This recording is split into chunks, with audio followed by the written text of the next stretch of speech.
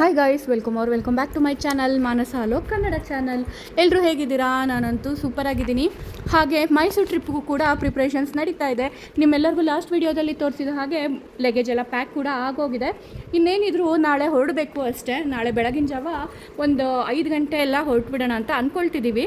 ಅಂದರೆ ಧರಣಿಗೆ ಅಲ್ಲಿ ನಾಗರಬಾವಿಗೆ ಹೋಗಿ ಕರ್ಕೊಂಡು ಹೋಗಬೇಕಾಗಿರೋದ್ರಿಂದ ನಾವಿಲ್ಲಿ ಸ್ವಲ್ಪ ಬೇಗನೆ ಹೊರಡಬೇಕಾಗುತ್ತೆ. ಇನ್ನು ನಾನು ಹೇಳ್ದಂಗೆ ಬೇಗ ಹೊರಟು ಬೇಗನೆ ಮೈಸೂರಿಗೆ ರೀಚ್ ಆಗಿದ್ದೀವಿ. ಇದು ಮಾರನೇ ದಿನದ ವಿಡಿಯೋ. ನಾವು ನಿಮಿಷಾಂಬ ದೇವಸ್ಥಾನಕ್ಕೆ ಹೋಗಿ ಅಲ್ಲಿ ದೇವಸ್ಥಾನದ ಹಿಂದ್ಗಡೆ ಇರೋ ಅಂಥ ನದಿಯಲ್ಲಿ ಆಟ ಆಡ್ತಿರೋ ಅಂಥ ವಿಡಿಯೋ ಇದು. ನಮ್ಮ ಮಕ್ಕಳನ್ನ ಫಸ್ಟ್ ಟೈಮ್ ನೀರಿಗೆ ಬಿಟ್ಟಿದ್ದು ಚೆನ್ನಾಗಿ ಎಂಜಾಯ್ ಮಾಡಿದ್ರು. ನಮಗಂತೂ ನೋಡಿ ಖುಷಿ ಆಗೋಯ್ತು. ಒಂಚೂರು ಹೆದರ್ಕೊಳ್ಳಿಲ್ಲ, ಆರಾಮಾಗಿ ಆಟ ಆಡಿದ್ರು.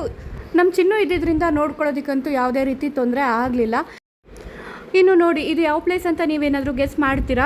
Mysuru famous Mysuru pak factory. ಇಲ್ಲಿಗೂ ಕೂಡ ನಾವು ವಿಸಿಟ್ ಮಾಡಿದ್ವಿ. ನಾನಂತೂ ಫಸ್ಟ್ ಟೈಮ್ ಇಲ್ಲಿಗೆ ವಿಸಿಟ್ ಮಾಡ್ತಾ ಇರೋದು.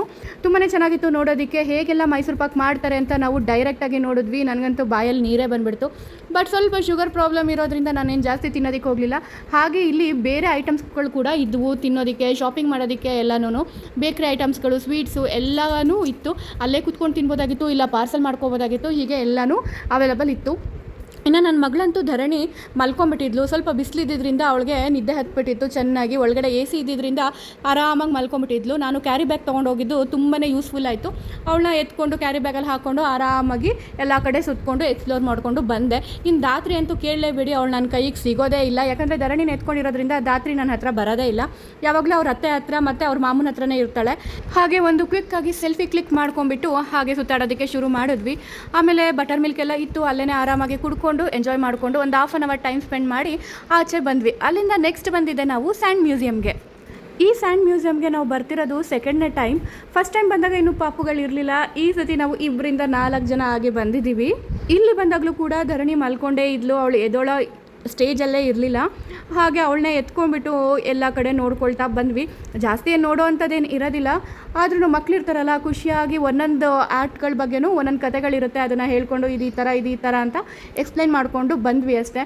ಅಲ್ಲಿ ನೋಡೋದಕ್ಕಿಂತನೂ ಶಾಪಿಂಗ್ ಮಾಡಿದ್ದೆ ಜಾಸ್ತಿ. ಮಕ್ಕಳಿಗೆ ಬಳೆ ತೊಗೊಂಡಿದ್ದಾಗಿರ್ಬೋದು, ಮತ್ತು ಕೀ ಚೈನು, ಮತ್ತು ನಮ್ಮ ಧರಣಿಗೆ ನಡೀತಾಳಲ್ವಾ, ಅವಳಿಗೆ ಸ್ಲಿಪ್ಪರ್ನ ತೊಗೊಂಡ್ವಿ. ಮನೆ ಸ್ಲಿಪ್ಪರ್ ಇತ್ತು, ಬಟ್ ಬರೋ ಅರ್ಜೆನ್ಸಿನಲ್ಲಿ ಸ್ಲಿಪ್ಪರ್ನ ಮನೆಯಲ್ಲೇ ಮರೆತು ಬಂದುಬಿಟ್ಟಿದ್ವಿ. ಪಾಪ ಅವಳು ನಡಿಬೇಕು ಅಂತ ಆಸೆ ಪಡ್ತಿದ್ಲು. ನಮಗೆ ಅಲ್ಲಿ ನಡ್ಸೋಕ್ಕಾಗ್ತಿರ್ಲಿಲ್ಲ. ಹಾಗಾಗಿ ಒಂದು ಸ್ಲಿಪ್ಪರ್ ತೊಗೊಂಡ್ಬಿಟ್ಟು ಅವಳಿಗೆ ಹಾಕಿದ್ವಿ. ಅಲ್ಲಿಂದ ನಡೆಯೋಕ್ಕೆ ಶುರು ಮಾಡಿದವಳು. ಎಲ್ಲೂ ಎತ್ಕೊಳ್ಳೇಬೇಡಿ ಅಂತ ಹೇಳ್ಕೊಂಡು ನಡ್ಕೊಂಡು ಓಡಾಡ್ತಾ ಇದ್ಲು. ನೀವು ನೋಡಬೇಕು, ಅಷ್ಟು ಚೆನ್ನಾಗಿ ನಡೀತಾಳೆ ಇವಾಗಂತೂ ನನ್ನ ಮಗಳು. ಸೊ ಇಲ್ಲೆಲ್ಲ ಟೈಮ್ ಪಾಸ್ ಮಾಡಿಕೊಂಡು ಒಂದು ½ ಅನ್ ಅವರ್ ಇಲ್ಲಿದ್ವೇನೋ ಅಷ್ಟೇ. ಆಮೇಲೆ ಆಚೆ ಬಂದ್ವಿ. ಆಮೇಲೆ ಬೇರೆ ಸುಖವನ್ನು ನೋಡೋಣ ಅಂತ ಅಂದ್ಕೊಳ್ತಿದ್ವಿ. ಬಟ್ ಅಲ್ಲೇನೋ ಪಕ್ಷಿಗಳು ತೋರಿಸೋವಂಥ ಇದು ಏನೋ ಕ್ಲೋಸ್ ಮಾಡಿದ್ದಾರೆ ಅಂತ ಹೇಳ್ತಾಯಿದ್ರು. ಹಾಗಾಗಿ ಒಂದು ಸತಿ ಕನ್ಫರ್ಮ್ ಮಾಡ್ಕೊಳ್ಳೋಣ ಅಂತ ಅಲ್ಲಿ ಹೋಗಿ ಕನ್ಫರ್ಮ್ ಮಾಡಿಕೊಂಡು ಪಕ್ಷಿಗಳೇನು ಸಿಗೋದಿಲ್ಲ ಅಂತ ಹೇಳಿದ್ರು.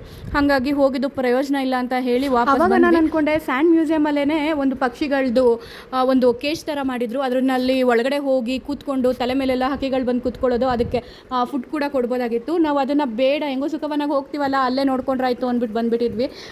ಬಟ್ ಇವಾಗ ಬೇಜಾರಾಗ್ತದೆ. ಅಲ್ಲಾದರೂ ಮಕ್ಳಿಗೆ ತೋರಿಸಿ ಸ್ವಲ್ಪ ಎಂಜಾಯ್ ಮಾಡಿಸ್ಬೋದಾಗಿತ್ತಲ್ಲ ಅಂತ ಅಂದ್ಕೊಂಡ್ವಿ. ಅಲ್ಲಿಂದ ಹೊರಟು ಊಟಕ್ಕೆ ಬಂದ್ವಿ.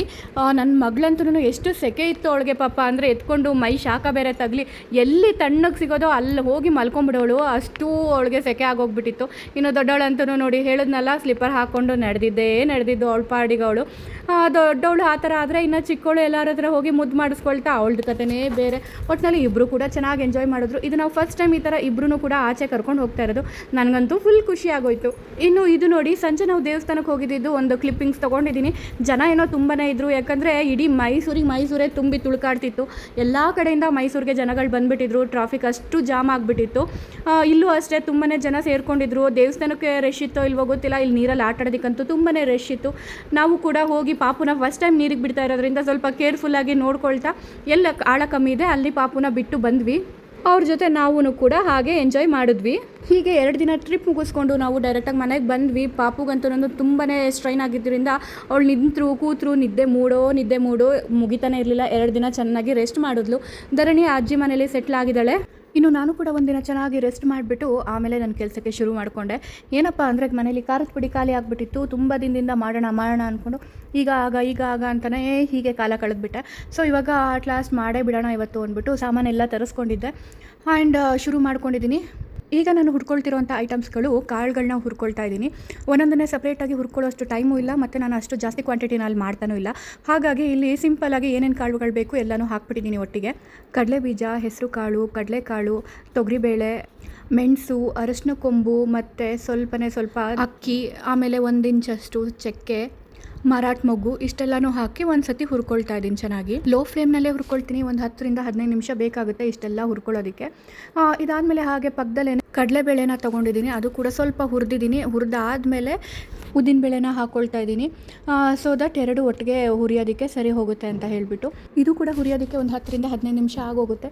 ನಾನು ಸೈಮಿಲ್ಟೇನಿಯಸ್ಲಿ ಎರಡೂ ಇಟ್ಕೊಂಡು ಪಟ ಅಂತ ಮುಗಿಸ್ಬಿಡ್ತೀನಿ. ಜಾಸ್ತಿ ಟೈಮ್ ಇಲ್ಲದೆ ಇರೋ ಕಾರಣ ನಾನು ಈ ಥರ ಮಾಡಲೇಬೇಕಾಗುತ್ತೆ. ಇದಾದಮೇಲೆ ಇದ್ರ ಜೊತೆ ಗುಂಟೂರು ಮೆಣಸಿನ್ಕಾಯಿ ಮತ್ತು ಬ್ಯಾಡಗಿ ಮೆಣಸಿನ್ಕಾಯಿ ಇದನ್ನು ಸಪ್ರೇಟಾಗಿ ಇಟ್ಕೊಂಡು ಸಪ್ರೇಟಾಗಿ ಹುರ್ಕೊಳ್ತೀನಿ. ಇದು ಹುರಿಯೋದಕ್ಕೆ ಅಷ್ಟೊಂದು ಟೈಮ್ ಬೇಕಾಗಲ್ಲ ಮತ್ತು ಲೋ ಫ್ಲೇಮ್ನಲ್ಲಿ ಹುರಿಬೇಕಾಗಿರೋದ್ರಿಂದ ಸಪ್ರೇಟಾಗಿ ಹುರ್ಕೊಳ್ತೀನಿ. ಇದಾದಮೇಲೆ ಧನಿಯಾ ಕೂಡ 2-3 ಬ್ಯಾಚಲ್ಲಿ ಹುರ್ಕೋಬೇಕಾಗುತ್ತೆ. ಎಲ್ಲ ಒಟ್ಟಿಗೆ ಹಾಕಿದ್ರೆ ಸೀದೋದಂಗೆ ಆಗಿಬಿಡುತ್ತೆ. ಹಾಗಾಗಿ ನಿಧಾನಕ್ಕೆ ಅಂದರೆ 2 ಫ್ಲೇಮ್ನಲ್ಲಿ ಇಟ್ಕೊಂಡು 2 ಬಾಣಲಿನಲ್ಲಿ ಬೇಗ ಹುರ್ಕೊಂಡ್ಬಿಡ್ತೀನಿ. ಇದ್ರ ಜೊತೆಗೆ ಜೀರಿಗೆ, ಸಾಸಿವೆ ಹಾಗೂ ಸಾಕಷ್ಟು ಪ್ರಮಾಣದಲ್ಲಿ ಕರಿಬೇವಿನ ಸೊಪ್ಪನ್ನು ಕೂಡ ಹಾಕೊಂಡು ಚೆನ್ನಾಗಿ ಹುರ್ಕೊಳ್ತೀನಿ. ಇದು ಘಮ ಬರೋದಕ್ಕೆ ತುಂಬಾ ಚೆನ್ನಾಗಿರುತ್ತೆ. ಲಾಸ್ಟಿಗೆ ಸ್ವಲ್ಪ ಇಂಗನ್ನ ಆ್ಯಡ್ ಮಾಡ್ಕೊಳ್ತೀನಿ, ಇಂಗು ಪೌಡರ್ನ. ಅದು ಕೂಡ ಘಮಕ್ಕೆ ತುಂಬಾ ಚೆನ್ನಾಗಿ ಅನಿಸುತ್ತೆ. ಕೆಲವೊಬ್ಬರು ಮನೇಲಿ ಕೆಲವೊಂದು ರೀತಿ ಖಾರದ ಪುಡಿಗಳನ್ನ ಮಾಡಿಟ್ಕೊಳ್ತಾರೆ, ಕೆಲವೊಬ್ಬರು ಸಾಂಬಾರು ಪುಡಿ ಮಾಡಿಟ್ಕೊಳ್ತಾರೆ, ಕೆಲವೊಬ್ಬರು ಧನಿಯಾ ಪುಡಿ ಸಪ್ರೇಟಾಗಿ ಮಾಡಿಟ್ಕೊಳ್ತಾರೆ, ಮಸಾಲೆ ಪುಡಿ ಸಪ್ರೇಟಾಗಿ ಮಾಡಿಟ್ಕೊಳ್ತಾರೆ. ಬಟ್ ನಮ್ಮ ಮನೇಲಿ ಏನಂದರೆ ಜಾಸ್ತಿ ಸಾಗು ಎಲ್ಲ ಮಾಡೋದಿಲ್ಲ. ಹಾಗಾಗಿ ನಾವು ಬರೀ ಸಾಂಬಾರು ಪುಡಿ ಮಾತ್ರ ಮಾಡಿಟ್ಕೊಳ್ತೀವಿ. ಆ್ಯಂಡ್ ಇದು ಹಳೆ ಕಾಲದಿಂದನೂ ನಮ್ಮ ಅತ್ತೆ ಮಾಡ್ಕೊಂಬಂದಿರೋ ರೆಸಿಪಿನೇ. ಅದನ್ನು ಕೂಡ ನಾನು ಈಗಲೇ ಮುಂದುವರ್ಸ್ಕೊಂಡ್ಬರ್ತಿದ್ದೀನಿ. ತುಂಬ ವರ್ಷಗಳಿಂದ ನಾನೇ ಖಾರದ ಪುಡಿ ಮಾಡೋದ್ರಿಂದ ಏನೇನು ಎಷ್ಟೆಷ್ಟು ಹಾಕಬೇಕು ಅನ್ನೋ ಕ್ವಾಂಟಿಟಿ ಎಲ್ಲ ಕ್ಲೀನಾಗಿ ತಲೆಯಲ್ಲಿದೆ ಮತ್ತು ಬರ್ಕೊಂಡು ಇದ್ದೀನಿ. ಅದನ್ನು ನೋಡ್ಕೊಳ್ತೀನಿ, ಪ್ರತಿ ವರ್ಷ ಮಾಡ್ಕೊಳ್ತೀನಿ. ಒಂದೊಂದು ಸತಿ ವರ್ಷಕ್ಕೊಂದು ಸತಿ ಆಗುತ್ತೆ, ಇಲ್ಲ 2 ವರ್ಷಕ್ಕೊಂದು ಸತಿ ಈ ಥರ ಆಗೋಗುತ್ತೆ. ಈ ಸತಿ ಒಂದು 2 kg ಆಗೋಷ್ಟು ಮಾತ್ರ ನಾನು ಖಾರದ ಪುಡಿ ಮಾಡಿಸ್ಕೊಂಡಿದ್ದೀನಿ, ಅಂದರೆ ಸಾಂಬಾರು ಪುಡಿನ. ಯಾಕಂದರೆ ಮಗು ಇಟ್ಕೊಂಡಿರೋದ್ರಿಂದ ಜಾಸ್ತಿ ಹೊತ್ತು ಹುರ್ಕೊಂಡು ನಿಂತ್ಕೊಳ್ಳೋದಕ್ಕೂ ಆಗೋದಿಲ್ಲ. ಮತ್ತು ಅವಳೇನಾದರೂ ಎದ್ದು ಬಂದರೆ ತುಂಬ ಘಾಟ್ ಆಗಿಬಿಡುತ್ತೆ, ಖಾರದ ಪುಡಿ ಇರುತ್ತಲ್ಲ. ಹಾಗಾಗಿ ಅದಕ್ಕೆ ನಾನು ಇನ್ನೂ ಖಾರದ ಪುಡಿ ಎಲ್ಲ ಏನೂ ಹುರ್ಕೊಳ್ಳೋದಕ್ಕೆ ಹೋಗಲಿಲ್ಲ. ಆಗಲೇ ಹಠ ಮಾಡ್ಕೊಂಡು ನೋಡಿ ಏನೋ ಮಾಡ್ತಿದ್ದಾಳೆ ಅಮ್ಮ ಅಂತ ಬಂದು ನನ್ನ ಮಡ್ಲ ಸೇರ್ಕೊಂಡ್ಬಿಡ್ತು. ಇನ್ನು ಇವಳನ್ನ ಎತ್ಕೊಂಡ್ಬಿಟ್ಟು ಏನೂ ಮಾಡೋದಕ್ಕೆ ಆಗೋದಿಲ್ಲ ನನಗಂತೂ. ಅದಕ್ಕೆ ನಾನು ಅವಳನ್ನ ಬೇಗ ತಿಂಡಿ ಸ್ನಾನ ಮಾಡಿಸಿ ಮಲಗಿಸ್ಬಿಟ್ಟೆ. ಆಮೇಲೆ ನಂದು ಎಲ್ಲ ಕೆಲಸ ಮುಗಿಸ್ಕೊಂಡು ಖಾರದ ಪುಡಿ ಹುರಿಯೋದಕ್ಕೆ ಶುರು ಮಾಡಿದ್ದೀನಿ, ಅಂದರೆ ಮೆಣಸಿನ್ಕಾಯಿನ ಹುರಿಯೋದಕ್ಕೆ. ನಾನು ಮೆಣಸಿನ್ಕಾಯಿನ ಹುರಿಯೋ ಟೈಮ್ಗೆ ಕರೆಕ್ಟಾಗಿ ನಮ್ಮ ಅಡುಗೆಯವರು ಕೂಡ ಬಂದರು. ಅವ್ರು ಬಂದಾಗ ಇನ್ನೇನು ಸ್ಟವ್ ಎಲ್ಲ ಒಂಚೂರು ಜಾಗ ಮಾಡ್ಕೊಡ್ಬೇಕಲ್ವಾ ಅಂತ ನೋಡ್ತಾ ಇದ್ದೆ. ಅಷ್ಟೊತ್ತಿಗೆ ಅವರೊಂದು ಐಡಿಯಾ ಹೇಳ್ಕೊಟ್ರು. ಏನಂದರೆ ಈ ಥರ ತುಂಬ ಹೊತ್ತು ಸ್ಟವ್ ಮುಂದೆ ನಿಂತ್ಕೊಂಡು ಹುರಿಯೋದಕ್ಕಿಂತ ಓವನ್ ಇದೆಯಲ್ಲ, ಓವನಲ್ಲೇ ಇಟ್ಬಿಡಿ, ಆರಾಮಾಗಿ ಆಗೋಗುತ್ತೆ ಅಂತ. ನಾನು ಕೂಡ ಫಸ್ಟ್ ಟೈಮ್ ಅದು ಟ್ರೈ ಮಾಡ್ತಿರೋದು. ಹಾಗಾಗಿ ಆಗುತ್ತೋ ಇಲ್ವೋ, ಸೀದೋದ್ರೆ ಕಷ್ಟ ಅಂದ್ಬಿಟ್ಟು 1 to 2 ಮಿನಿಟ್ಸೇ ಇಟ್ಟೆ. ಬಟ್ ಏನಂದರೆ ಸಖತ್ತಾಗಾಯಿತು. ಆದರೆ ಕಡಿಮೆ ಇಡಬೇಕಾಗುತ್ತೆ, ಒಂದು ತಟ್ಟೆನಲ್ಲಿ ಹಾಕಿ ಇಡಬೇಕಾಗುತ್ತೆ. ಹಾಗಾಗಿ ಒಂದು 4 ಮಿನಿಟ್ಸ್ ಒಂದೊಂದು ಬ್ಯಾಚ್ನ ಇಡ್ತಾ ಹೋದೆ ನೋಡಿ. ಈ ಥರ ತಟ್ಟೆಗಳಲ್ಲಿ ಹಾಕ್ಬಿಟ್ಟು ಇಡ್ತಾ ಹೋದೆ. ತುಂಬಾ ಕ್ರಿಸ್ಪಿಯಾಗಿ ಚೆನ್ನಾಗಿ ಬಂತು. ಹುರಿಯೋದೇ ಬೇಡವಾಗಿತ್ತು, ಆ ಥರ ಚೆನ್ನಾಗಿ ಕ್ರಿಸ್ಪಿಯಾಗಾಯಿತು. ನೆಕ್ಸ್ಟ್ ಟೈಮ್ ನೀವು ಮೆಣಸಿನ್ಕಾಯಿ ಹುರಿಬೇಕಾದ್ರೆ ಈ ಟ್ರಿಕ್ನ ಫಾಲೋ ಮಾಡಿ, ಸಖತ್ತಾಗುತ್ತೆ. ನಾನು ಇದು ಯಾಕಪ್ಪ ನನಗೆ ಮುಂಚೆನೇ ಈ ಐಡಿಯಾ ಬರಲಿಲ್ಲ ಅಂತ ಅಂದ್ಕೊಳ್ತಾ ಇದ್ದೆ. ಎಲ್ಲ ಹುರಿದಿದ್ದಾದ್ಮೇಲೆ ನೀಟಾಗಿ ಬಾಕ್ಸಿಗೆ ಹಾಕಿಟ್ಟೆ. ಅಷ್ಟೊತ್ತಿಗೆ ನನ್ನ ಹಸ್ಬೆಂಡ್ ಕೂಡ ಬಂದುಬಿಟ್ಟು ಮಿಲ್ಲಿಗೆ ತೊಗೊಂಡು ಹೋಗಿ ಮಿಲ್ಲಿಗೆ ಹಾಕಿಸ್ಕೊಂಬಂದರು. ಅದ್ರ ಜೊತೆ ತೊಗರಿಬೇಳೆನೂ ಹಾಕಿಟ್ಟಿದ್ರಿಂದ ಅದನ್ನು ಮೇಲ್ಮೇಲೆ ಬಿಡಿಸಿದ್ದಾರೆ, ಯಾಕಂದರೆ ಆ ಪುಡಿ ಎಲ್ಲ ವೇಸ್ಟ್ ಆಗಬಾರ್ದು ಅಂತ. ಸೊ ಇಷ್ಟಾಯಿತು ನೋಡಿ. ಅಂದರೆ ಕರೆಕ್ಟಾಗಿ 2 kg ಆಗಿದೆ. ಇನ್ನು ಅವ್ರು ಮಾಡಿಸ್ಕೊಂಡು ತೊಗೊಂಡು ಬಂದಮೇಲೆ ಈ ಥರ ಪೇಪರ್ಗೆ ಹಾಕ್ಬಿಟ್ಟು ಹಾಕಿದ್ದೀನಿ. ಯಾಕಂದರೆ ಆ ಬಿಸಿನಲ್ಲಿ ಹಾಗೆ ತುಂಬಿಟ್ರೆ ಎಲ್ಲ ಹಾಳಾಗಿಬಿಡುತ್ತೆ ಅಂತ ಹೇಳಿದರು. ಹಾಗಾಗಿ ಎಲ್ಲ ಕ್ಲೀನಾಗಿ ಪೇಪರ್ ಮೇಲೆ ಹಾಕ್ಬಿಟ್ಟು ಹಾಕ್ತಾ ಇದ್ದೀನಿ. ಒಂದು 2 ಅವರ್ಸ್ ಆರಿದ್ರೆ ಸಾಕು, ಆ ಬಿಸಿ ಕಮ್ಮಿ ಆಗೋ ತನಕ. ಆಮೇಲೆ ಎತ್ಬಿಟ್ಟು ನೀಟಾಗಿ ಪ್ಯಾಕ್ ಮಾಡಿಬಿಟ್ಟು ಇಟ್ಟರೆ ಆಗೋಗುತ್ತೆ. ಈ ಸಾಂಬಾರು ಪುಡಿ ವಾಸನೆಗೆ ಮನೆಯೆಲ್ಲ ಗಮ್ ಅಂತಿತ್ತು. ಹಾಗೆ ಪಕ್ಕದ ಮನೆಯವರು ಕೇಳ್ತಾಯಿದ್ರು, ಏನು ಗಮ್ ಅಂತ ಇದೆಯಲ್ಲ, ಏನು ಸ್ಪೆಷಲ್ ಮಾಡ್ತಿದ್ದೀರಾ ಅಂತ. ಆಮೇಲೆ ಹೇಳಿದೆ ಈ ಥರ ಖಾರದ ಪುಡಿ ಮಾಡ್ತಿದ್ದೀವಿ ಅಂತ. ಪರಿಮಳ ಅಂತೂ ಸಖತ್ತಾಗಿತ್ತು. ಇನ್ನು ನಾಳೆನೋ ನಾಡಿದ್ದು ಸಾಂಬಾರು ಮಾಡಿ ನೋಡಬೇಕು ಹೇಗಾಗಿದೆ ಏನು ಅಂತ ಟೇಸ್ಟು. ಯಾಕಂದರೆ ಒಂದೊಂದ್ಸತಿ ಖಾರ ಕಮ್ಮಿ ಆಗಿರುತ್ತೆ, ಖಾರ ಜಾಸ್ತಿ ಆಗಿರುತ್ತೆ. ಅದನ್ನು ಬ್ಯಾಲೆನ್ಸ್ ಮಾಡಿಕೊಂಡು ಖಾರದ ಪುಡಿ ಯೂಸ್ ಮಾಡ್ಕೋಬೇಕಾಗುತ್ತೆ. ನಾನಂತೂ ಯಾವಾಗ ಸಾಂಬಾರು ಮಾಡ್ತೀನಿ ಅಂತ ಎಕ್ಸೈಟ್ ಆಗಿದ್ದೀನಿ ಟೇಸ್ಟ್ ಮಾಡೋದಕ್ಕೆ. ನೋಡೋಣ ಹೇಗಾಗುತ್ತೆ. ನಿಮ್ಮ ಜೊತೆನೂ ಕೂಡ ಟೇಸ್ಟ್ನ ಹಂಚ್ಕೊಳ್ತೀನಿ ಯಾವ ಥರ ಆಗಿತ್ತು ಅಂತ ಹೇಳಿಬಿಟ್ಟು. ಇನ್ನು ಖಾರದ ಪುಡಿನ ಪ್ಯಾಕ್ ಮಾಡಿ ಇಡಬೇಕಾದ್ರೆ ಈ ಥರ ಪ್ಯಾಕ್ ಮಾಡಿಟ್ರೆ ಹುಳ ಬೀಳಲ್ಲ ಅಂತ ಹೇಳ್ತಾರೆ. ಏನಂದರೆ ಸ್ವಲ್ಪ ಉಪ್ಪುನ ಮೇಲ್ಗಡೆ ಉದುರಿಸ್ಬೇಕು, ಮತ್ತು ಲವಂಗ ಮತ್ತು ಪಲಾವ್ ಎಲೆನ ಹಾಕಬೇಕು. ಇದನ್ನು ಹಾಕೋದ್ರಿಂದ ಹುಳಗಳು ಬೀಳೋದು ಕಡಿಮೆ ಆಗುತ್ತೆ. ಕಡಿಮೆ ಅಲ್ಲ, ಪೂರ್ತಿ ನಿಲ್ತೆ ಹೋಗ್ಬಿಡುತ್ತೆ, ಹುಳ ಬೀಳಲ್ಲ ಅಂತ ಹೇಳ್ತಾರೆ. ಹೀಗೆಲ್ಲ ಹಾಕ್ಬಿಟ್ಟು ಇದನ್ನು ನೀಟಾಗಿ ಕವರ್ ಹಾಕ್ಬಿಟ್ಟು ಪ್ಯಾಕ್ ಮಾಡಿ ಇಡ್ತೀನಿ. ಒಂಚೂರು ಗಾಳಿ ಆಡದೇ ಇರೋ ಹಾಗೆ.